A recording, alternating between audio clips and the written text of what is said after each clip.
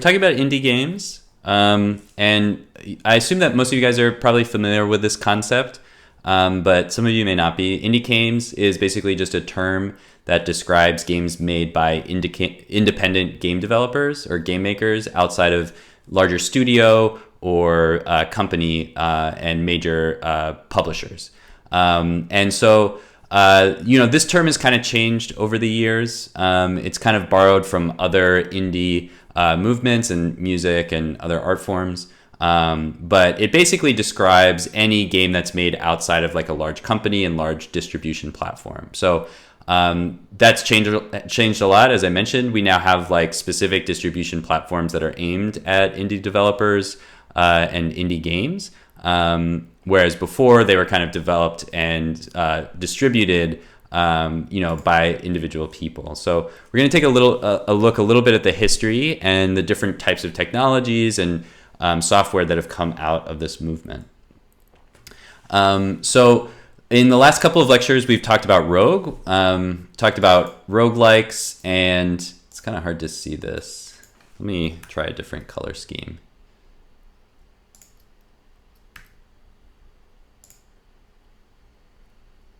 This is being kind of slow. Okay, that's kind of the same color scheme, but that's a little bit better. All right, so we talked about Rogue last week and a little bit the week before that as well. Rogue being kind of a good example of an indie game that was made by just a couple of developers, but became sort of the basis of its own genre, the roguelike. And it had some characteristics of an indie game that made it possible to create a long and complex gameplay without a large game publisher or a big studio to develop all the content and distribute the game. And we kind of already talked about, the procedural generation and the other techniques that were used to do that. So we won't go over that again. But Rogue is a good example of an indie game that was created at the very beginning of sort of what we consider the history of video games in the 80s. So the indie game world has grown very quickly with digital publishing, especially in the last 15 years, as we've had digital platforms, networked platforms, and Web 2.0. And so we have a lot of new tools and distribution platforms that allow independent developers and hobbyist developers to produce games and distribute them to the entire world, and make their own version of games, make their own content and stuff like that. So we're going to look a little bit at that history. And so this was another game that I mentioned last week when we were talking about level design. And this is ZZT, which is an early sort of adventure style game. And it featured its own map editors. And so this is kind of a good example of a game that allowed, even though you couldn't create a whole complete video game on your own, you could use the map editor in ZZT to create your own levels. And so this is kind of an early version of an indie game style platform where users who might not even be programmers or artists or whatever could still use this map editor to create their own maps and then just distribute them to other players in internet forums and message boards that were organized around ZZT. And so this is just kind of a screen cap of the graphics and some of the gameplay. But so this is a good example of a very early version of tools becoming more available for developers.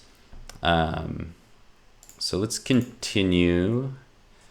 And so Game Maker is probably one of the first widely distributed software where hobbyists or independent developers could create games on their own. Game Maker is kind of basically the proto version of Godot or Unity or these other game engines that we use now. And it featured 2D sprite-based games. You could make lots of different styles of games with physics or RPG mechanics or different types of games.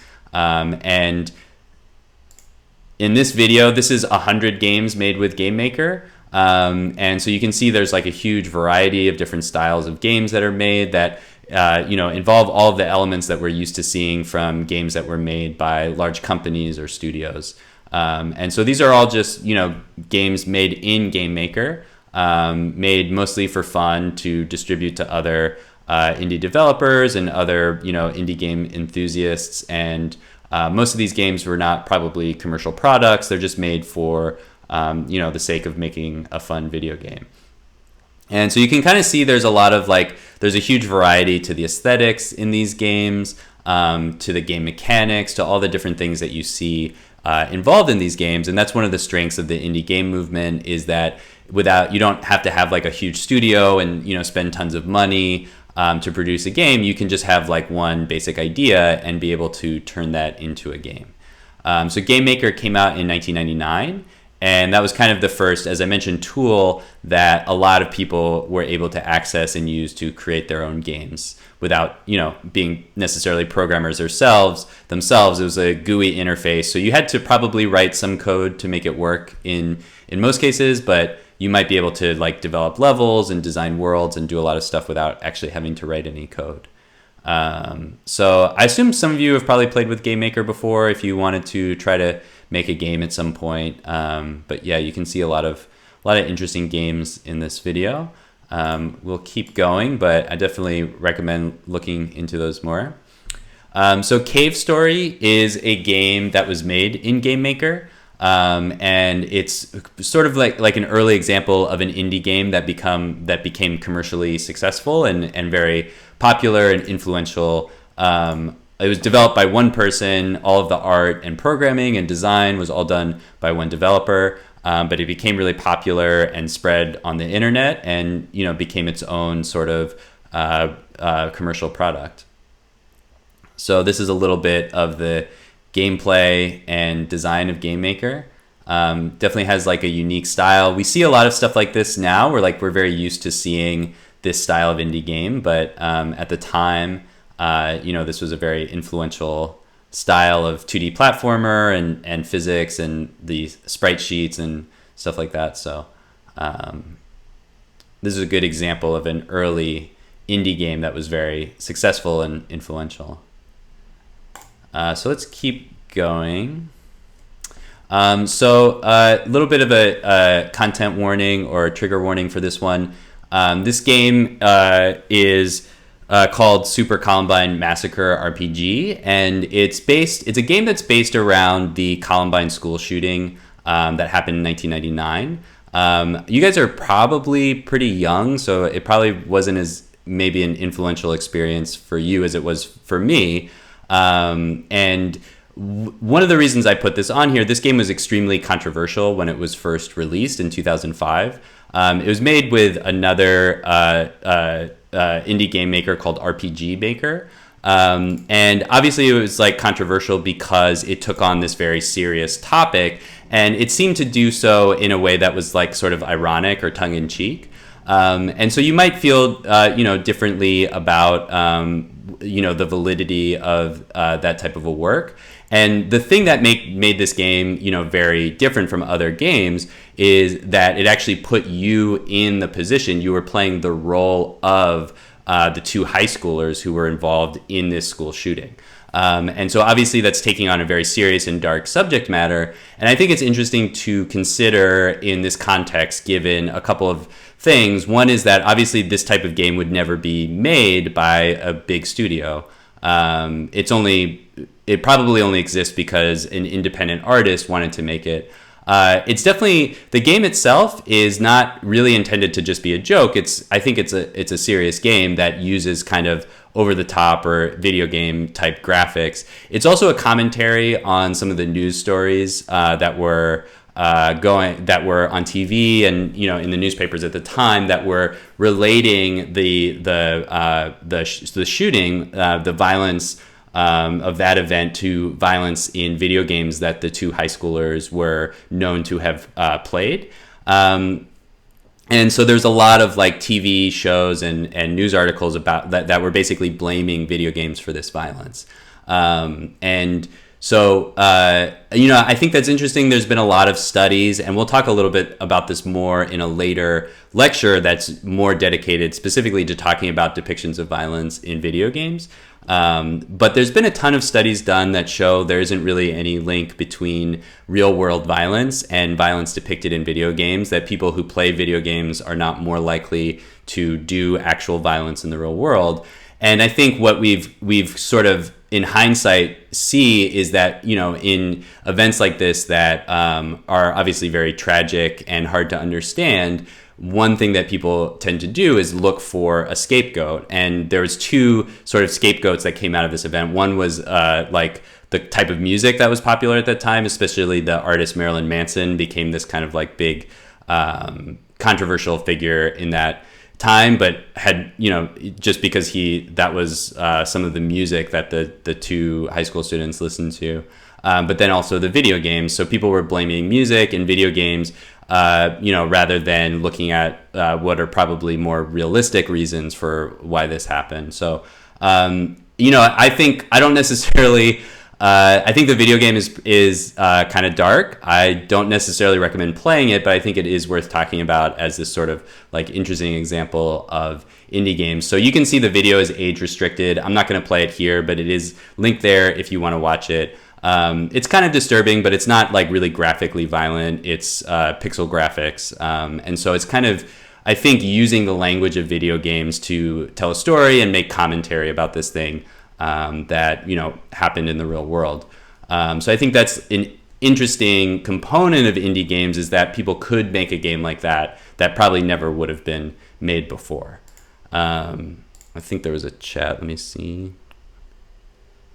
Okay. Is this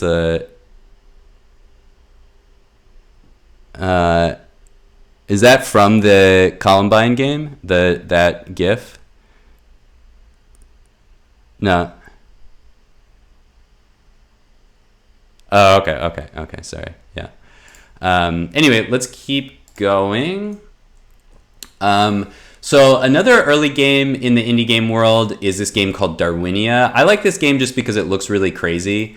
And it's the kind of thing that you would only get if there's like basically one person making a game on their own with no sort of like, you know, producer or writer or whatever telling them what to do.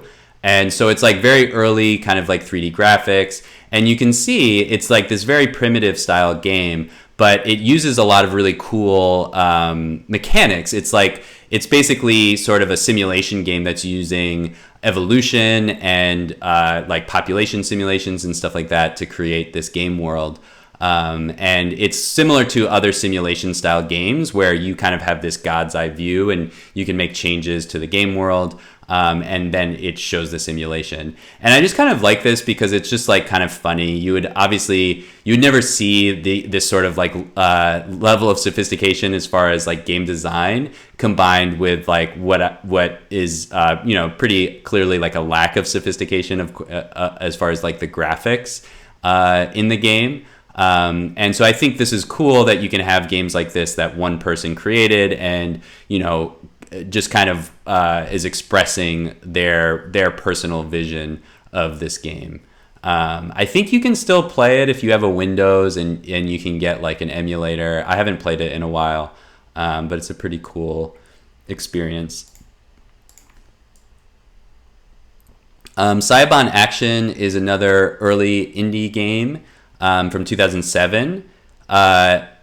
This is a pretty weird game that kind of plays with the expectations of the player. So it's kind of like modeled after Mario, but there's a lot of sort of like weird traps and invisible things going on in the game. And so it doesn't behave the way that you would expect the game to behave. This is going to be, I'm going to assign this for the research for this week. So if you're interested in playing this game and writing about it as a blog post, you can do that. And so this was a very influential game as far as showing that you could create these game experiences. I don't know if the video is just pausing or it's not playing. I don't know what's going on with that. But anyway, actually, it's good to not watch the video because there'll be a bunch of spoilers and stuff. So I'll post that on the research. And if you guys want to play that game, I'll put a link to it and you can take some screenshots and write about it. And I think it's an interesting game just as far as like taking like the visual concepts of a really famous game like Mario, but then kind of playing with the mechanics to change our understanding, our expectations of what's happening in the game world. It's also like really funny and also really annoying. So if you like games that are like really, really hard, or, you know, just like being extremely frustrated when you're playing a game, that's a good one to check out. So I'll post that one. That one will be the research post for this week. Chat. Yeah, Cat Mario. So this next game is called Passage, and it's a video game by the developer Jason Rohrer. Jason Rohrer is a pretty interesting game developer. He's made a lot of games over the years in lots of different types of genres, and he's made them, as far as I know, he's made them all by himself. This game is probably one of his more well-known games. It's called Passage, and it uses this like very simplified graphics and sort of small window to basically tell a story that's kind of a metaphor for aging. And so you follow this couple. I don't know what is the YouTube videos like pausing? Okay, now it looks like it's moving. Anyway, so you follow this couple, and you can see there's this sort of distorted thing that's happening with the graphics as the future is kind of distorted and hard to make sense of. But then as you walk towards it, it kind of expands, and you see the patterns, and you see these different sort of metaphors or abstractions of what's happening in their lives as they move through this game world. And so it's very simple. There aren't a lot of like challenges. You kind of get stuck and have to, you know, navigate through this like kind of simple maze. But it's a really beautiful game. It's actually got really beautiful music, which you can't hear right now. But using just like the most simple kind of graphics palette to make these really cool patterns and stuff.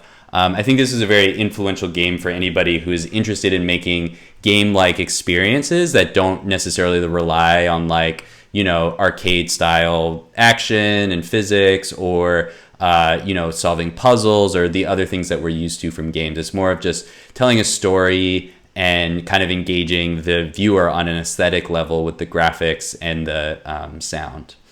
So that's a really cool game. I think you can play that pretty easily on Windows. I'm not sure about other platforms. They actually had an iOS app version of it for a while. I don't know if that still exists, but very influential game. I recommend checking out his stuff.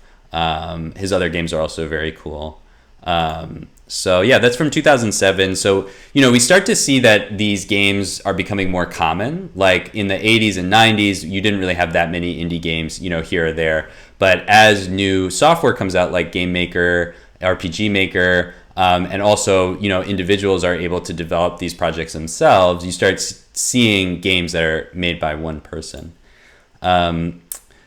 Now, so this game is for PlayStation. It's called Flow, and this one was more of it started as being developed by a very small game studio, and it ended up being bought and distributed by a larger studio. So you can see the two studios in those first credits. Santa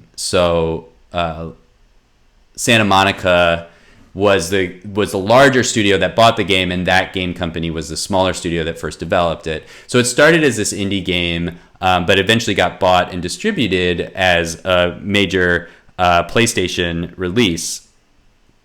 And so it's kind of just like an abstract music game in a way. Like it's almost like you're playing like a sampler or something like that, but there's visuals that go along with it. So the music is important in this one as well. And it has more sort of like gameplay mechanics, but you have these like abstract visuals. Like the visual design is more about kind of shapes and abstractions and creating these sort of like little creatures that you can control and stuff. And then that's all tied together by the music that is created by the game. So this is kind of a good example of a game that started as an indie game, but then became like a major title on the PlayStation platform. So indie games are no longer just for PC users, but they can also be played on on the console platforms as well. So continuing through this era of video games, one of the themes that you start to see is that a lot of these games are trying to take on different narrative and aesthetic experiences. Dear Esther is a good version of this, where it's a game that has a lot of narration and music, and you're on this kind of abandoned island, and you're basically just walking around. And this game became, along with some other games that are kind of similar, kind of this like cultural, I don't even know what to call it, just like a touch point for this sort of argument about what is a game, like whether an experience like this is a game or is it just a movie that you happen to be controlling by walking through it. So one of the links here is this commentary video called WTF is Dear Esther. And again, you know, I won't play the whole thing, but it's basically like a YouTuber just like, you know, getting really angry talking about how Dear Esther isn't a real game. And, you know, I think there's actually kind of a legitimate argument to be made there. Like, I think it's kind of cool that there's this game world that you just kind of explore, and there's a lot of narrative and stuff. But if you're used to a particular type of game, you might think that this isn't really a game because it doesn't really have challenge. It doesn't really have progression. It doesn't kind of fit into some of the characteristics that we expect from games. So again, a little bit controversial in a different sense, but still an interesting thing that probably isn't going to happen if there aren't indie developers who can make games based on these novel concepts. Another game kind of in this vein is Tale of Tales, or sorry, The Graveyard by the indie developer Tale of Tales. And this is a game where you just play as a grandmother walking through a graveyard, and you can't go faster. You're walking really slow, and you can look around at the scenery and stuff like that, but you can only really move very slowly. And this is the Tale of Tales studio. They have a website called notgames.org, and it's sort of a provocation saying like, we're making these works of art with game engines that look like games and have gameplay, but some people might say they're not games because they don't have points and challenges and things like that. I wonder if it looks like their site doesn't really exist anymore. That's kind of interesting. Let's see if I just Google notgames.org.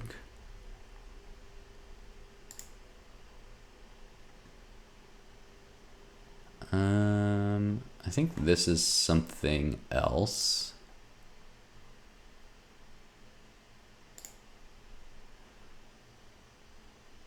Okay, this is their Twitter, so they still exist maybe. Let's look up Tale of Tales.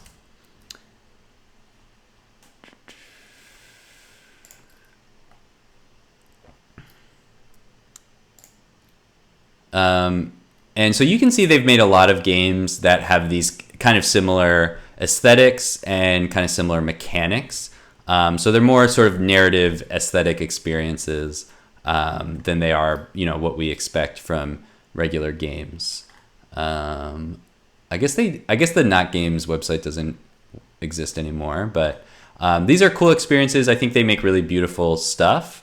And so I think it's worth checking out some of these games.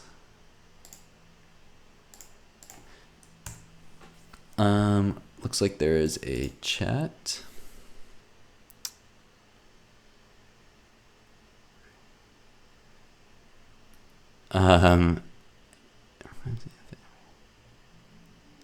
Game. Oh, and Life is Strange, yeah.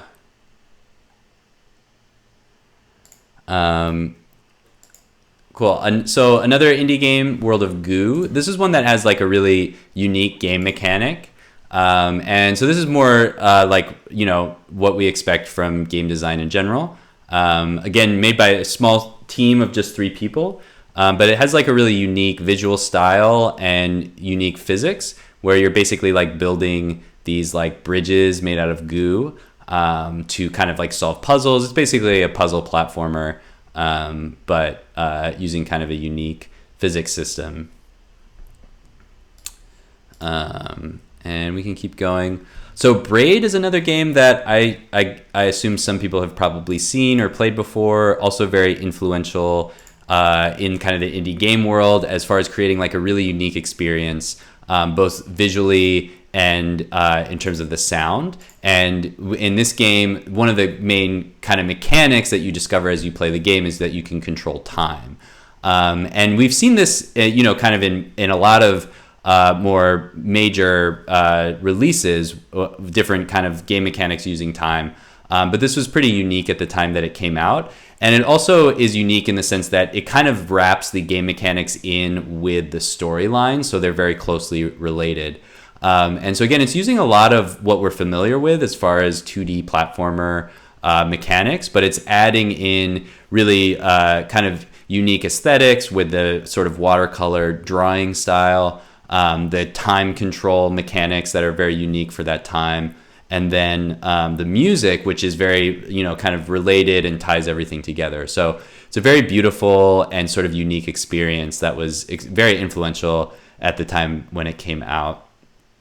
I know that the creator of this game, Jonathan Blow, has become a little bit of a controversial, or probably, I don't even know if it's a little bit, but has become a controversial figure in more recent years. But I still think, Braid is worth talking about as a very influential and unique game at the time that it came out.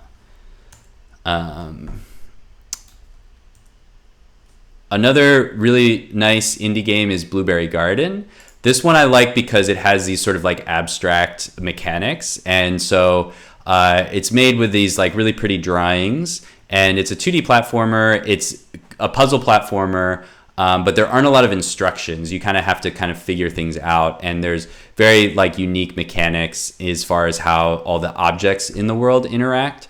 And again, it's just an indie game created by one developer, kind of has this very unique expression of a game world. Without spoiling anything about how it works as you play it, a lot of kind of like interesting, like unexpected surprises and things come up throughout the game. So this is one of my favorite games. I definitely recommend checking this out. It's kind of old at this point. I think you can get it at on Steam. I haven't played it in a while, but I assume you can still get it there. I just really like the drawings. It has this kind of unique kind of cartoon style to it. I think, again, the thing with a lot of these games is that the music and the aesthetics and the mechanics all kind of fit together in a really nice way, which you don't always get from more mainstream games, which are kind of like really focused on creating, very high level, arcade or adventure or whatever it is type experiences. These are kind of more simple, succinct expressions of a concept.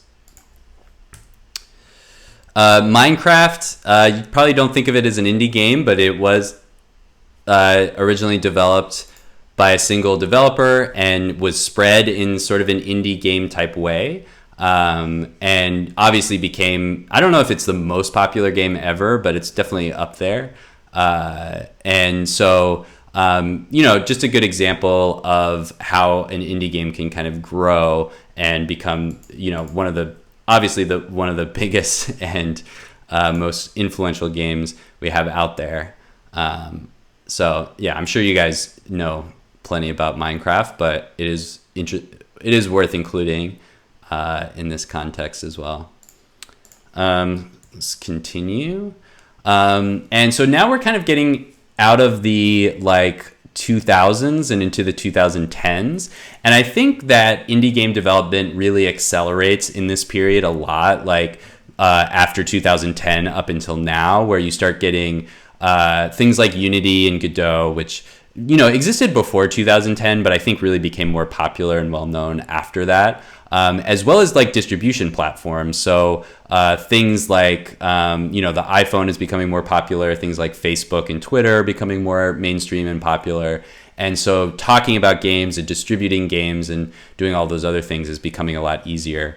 So one of the games that from this time period is this game called Dysphoria, which is a kind of interesting, like puzzle game where none of the puzzles really work, and it's sort of this big metaphor for gender identity and gender transition. And again, it's a really good example of the kind of game that probably, maybe today it would, but at the time is never going to be made by a big studio. And it's really more like a work of art than it is what we expect from a game, because it expresses like a very simple and succinct idea through gameplay mechanics, and it does it in a really sort of interesting and unique way. So just looking at a couple of these scenes, we have these like games, like they're interactive, but they don't really work. We can't actually, you know, complete the challenge or the task of these games. And it's used as a metaphor for some of the challenges and obstacles that trans people experience in, you know, in their world. And it has very unique aesthetics. Again, everything is kind of like this succinct expression of this idea that, you know, we wouldn't necessarily get from a mainstream game title. Depression Quest is another game. You guys may have heard of this one because it's in some ways it's probably more famous because it kind of Zoe Quinn, this game, and some of those events sparked Gamergate, which is a controversial, you know, big thing that happened in this period of time. Obviously, we won't really go into it in this class, but I think Depression Quest is a really interesting game. It's kind of unfortunate that it became the center of this big controversy, because I don't think people talk about it as much on its own merits. Obviously, I'm not doing that. I'm talking about the controversy that surrounded it. But anyway, it's a really interesting game because it's sort of an interactive fiction. It's more of a hypertext, but it sort of the goal of the game, or the purpose of the game, is to kind of recreate the experience of somebody who experiences depression for a player. And that's another thing that games can be used for. And we'll see another example of this in a moment. And it's sort of like one of the early examples in a game of a game genre called empathy games, where the goal is to put the user in the position of somebody who's experiencing mental health issues or other experiences that we might not have ourselves. And so the idea is to help people kind of identify with these experiences by putting them in this active role as a player, rather than a passive role of somebody who's just like watching a movie or reading a book about the same experiences. And so I think that's a really cool thing that games can do that other mediums don't really do, is it gives us agency. And it allows us to kind of experiencing things for ourselves. So that can create more of a sense of identification or empathy with the narrative of the game. So I think again, indie games are kind of like a cool way for these new types of experiences to be created using the game format, because these tools, like creating this game, I think it was made with Twine, I'm not exactly sure, but it was made with, a tool that anybody could probably use and do on their own without being a developer or hiring developers or, having a big distribution platform or anything like that. So it's a pretty important game as far as the development of indie games. Another game in a similar vein of empathy games is an indie game called Papers, Please. Another game that's just developed by a single developer. I'm not sure what engine this was made on. It might have.